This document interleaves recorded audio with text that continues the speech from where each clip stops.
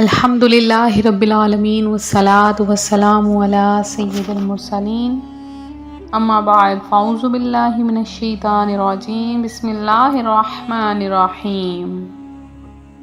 روحانی وظائف چینل کی جانب سے تمام معزز ناظرین کو السلام علیکم۔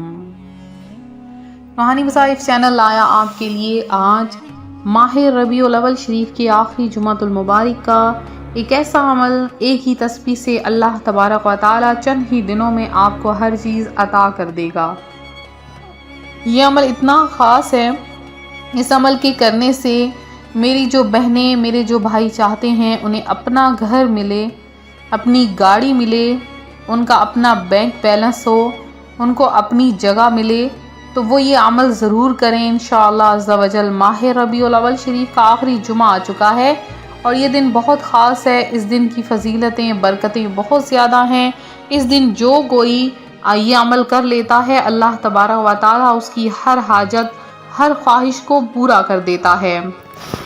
تو آج کا وظیفہ میں آپ کے ساتھ شیئر کروں گی، اس سے پہلے میں اپنے تمام ان نئے آنے والے ویورز سے گزارش کرتی ہوں جو ابھی بھی ہمارے چینل پر نئے آئے ہیں کہ ہمارا چینل روحانی وظائف کو ضرور سبسکرائب کر لیں اور ساتھ یہ بیل آئیکن کا بٹن بھی پریس کریں تاکہ ہر آنے والی نئی ویڈیو آپ تک سب سے پہلے اور بآسانی پہنچ سکے۔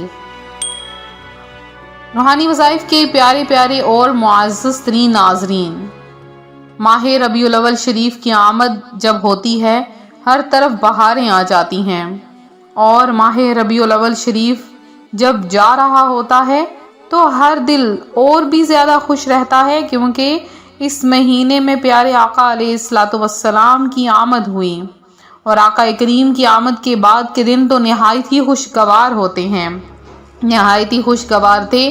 پیارے آقا صلی اللہ علیہ وآلہ وسلم کی دنیا میں آمد ہوئی تو ہر طرف کفر و شرک کا اندھیرا چھٹ گیا۔ وہ خواتین جن کی اولاد میں اگر کوئی لڑکی پیدا ہو جاتی تو اسے زندہ درگور کر دیا جاتا تھا، تو خواتین کو وہ اہمیت ملی، بہت برا سلوک کیا جاتا تھا، انہیں زندہ جلا دیا جاتا۔ تو پیارے آقا کی آمد کے بعد یہ سب سلسلے رک گئے اور آپ نے عورت کو اسلام میں ایک بلند مقام عطا فرمایا کہ عورت کا بھی اس دین میں حصہ ہے، اس دنیا میں حصہ ہے، اسے اچھوت قرار نہ دیا جائے، اسے ناسور قرار نہ دیا جائے۔ اس طرح سے آپ کی آمد کے بعد بہت سی ایسی چیزیں جو کہ بالکل ناممکن تھی وہ ممکن ہو گئیں اور حالات بدلنا شروع ہو گئے۔ اب آج جمعۃ المبارک کا دن ہے، ماہ ربیع الاول شریف کا آخری جمعہ ہے اور یہ بابرکت دن بھی چلا جائے گا۔ اس بابرکت دن کے جانے سے پہلے ہمیں کیا کیا کرنا ہوگا؟ سب سے پہلے تو آپ کو غسل کرنا ہوگا۔ غسل کر لیں، پاک صاف ہو جائیں۔ غسل کرنے کے بعد آپ نے کم از کم 2 نوافل شکرانے کی ادا کر لینے ہیں کہ اللہ تبارک و تعالیٰ نے خیر و عافیت سے ماہ ربیع الاول گزارا ہے، خیر و عافیت سے اس کا آخری جمعۃ المبارک بھی آ چکا ہے، اور اب آپ نے تیسرا کام یہ کرنا ہے کہ آپ نے تھوڑا سا جتنا ہو سکے صدقہ دے دینا ہے۔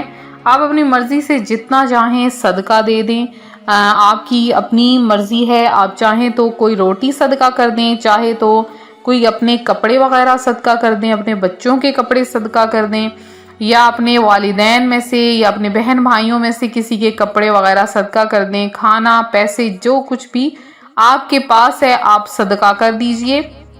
پھر آپ نے یہ عمل کرنا ہے انشاءاللہ عز و جل۔ جب آپ اس عمل کو کریں گے تو عزت اور دولت پا لیں گے، کیونکہ یہ عزت اور دولت پانے کا لاجواب ترین کرشماتی وظیفہ ہے۔ اس وظیفے کی برکت سے اللہ تبارک و تعالی آپ کو ڈھیروں رزق عطا فرمائے گا۔ آپ جو خواہش رکھیں گے اللہ پاک آپ کی وہ خواہش پوری کر دے گا، اور اللہ تعالیٰ کی ذات آپ کے لیے وہاں سے رزق عطا فرمائے گی جہاں سے کبھی آپ نے گمان بھی نہ کیا ہوگا کہ یہاں سے مجھے رزق مل جائے گا۔ تو جمعۃ المبارک کا دن ہے، آپ نے آج کے دن ان تمام کاموں کے ساتھ درود پاک ضرور پڑھنا ہے، کیونکہ جو جمعۃ المبارک کے دن درود پاک پڑھتا ہے اللہ تبارک و تعالیٰ اس کی مغفرت فرما دیتا ہے اور اسے جنت میں بے حساب داخلہ عطا فرما دیتا ہے۔ اور اس کے علاوہ آپ نے آج کے دن جو درود پاک آپ نے پڑھا ہے وہ روحانی وظائف چینل میں آئیے اور ہمیں پیش کیجئے، انشاءاللہ آپ کا درود پیارے آقا علیہ الصلوۃ والسلام کی بارگاہ میں پیش کیا جائے گا۔